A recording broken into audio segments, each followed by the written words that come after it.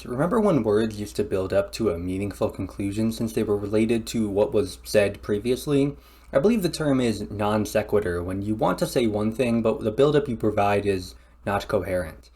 I keep getting somewhat annoyed when I see religious songs just quote the Bible without buildup, poems just quote platitudes, and when TV characters say Control Alt Delete when they mean to say delete, or get rid of, or even the correct reboot. I don't blame them too hard, though. I mean, the redundancy is the equivalent of saying I saw a guy trip and water fall over with how it sounds like a pun, but Control-Alt-Delete is a very famous keyboard shortcut. Everything on it is something which could be done quicker, differently, but it's a menu helpful for those that may not know where to find the individual items. It would be on my list of good shortcuts, and so too would Windows key D to show desktop, Control W to close a window, Control T to open a new tab in Chrome, and Control Shift Escape to open Task Manager, and Control Backspace to Control Alt Backspace a whole word. I provide this build-up to say that you're treating your keyboard like a facilitator of typing and gaming, and not the tool that it is to be molded to your liking. Shortcuts are the first step to that. Learning them is a part of using your keyboard, but before learning more combos, try the F row first. The F row is there for just about every keyboard, and I think the reason people are turning into 60% keyboard havers is because they don't know to use it well. Small is the new cool, but there's no need to oversimplify. The F row is there for many reasons, and you're just confusing yourself when you can't enter system BIOS, can't use shortcuts for renaming files or going full screen, and can't go third person in Minecraft. Sure, if you don't use Microsoft apps, rebind the controls in games, and don't use shortcuts, then you can do just about everything with lengthier alternatives, but so much of using a computer is learning to make use of the keyboard, and I feel like you can at least make use of remapping the keys before removing them.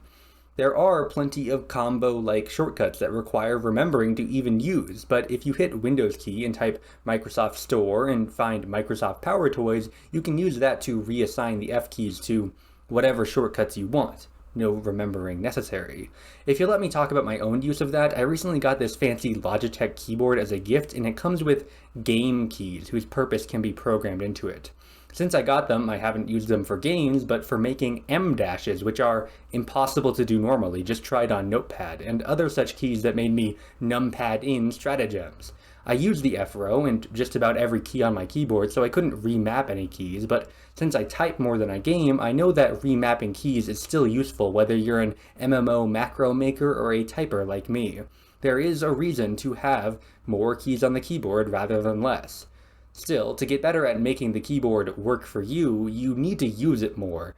So not get more keyboard. Even if you have a 150% keyboard, if you aren't using the control key, you might as well be using a remote for typing. Control, like Shift, opens up secondary options for some keys and provides some less complex shortcuts. Control A selects all, and that's true for file selection, element selection, many apps, and most usually text selection. Control F lets you search by word. Control Backspace is backspace for an entire word. Control Left and Right are left and right for an entire word. Control Up and Down moves by paragraph, and most single letter combos are used by apps as shortcuts. Control S would save whatever you're working on. Control Z usually reverses your most recent action. Control Y will frequently redo what you've reverted. Control C and V are shortcuts to copy and paste without using the mouse. And my favorite shortcut, Control X, cuts. Cutting, meaning it removes a piece of text, file, image, and moves them after pasting with Control V. It re-moves them, but as the first step of a two-part process, it has more individual use than its non-deleting sibling, Control C. When highlighting text to delete, rather than moving my hand from the mouse to backspace from the left side of the keyboard as has been drilled into me not to, I cut the text, pasting ignored. After the Control key, which opens up shortcuts to memorize, and the F key, whose purpose initially seems pointless, there's other named keys which are used even more rarely.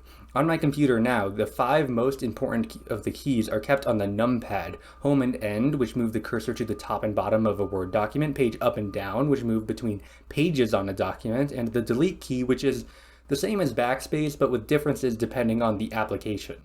These keys are why the numlock key exists. Pressing numlock, it turns off the number functionality, but lets you use 7, 1, 9, 2, and period as the aforementioned important keys. Besides that, there is print screen, but I would suggest remapping these named keys if their use doesn't seem obvious. Pause does not pause video. Using Alt Pause to break does not do a damn thing. Alt System Request does nothing unless you're printing just the window and not the screen. Because these are not for regular use or fixing issues on the computer, it's very narrow shortcuts that if you're not using a lot, it might be best to just remap each key to one shortcut.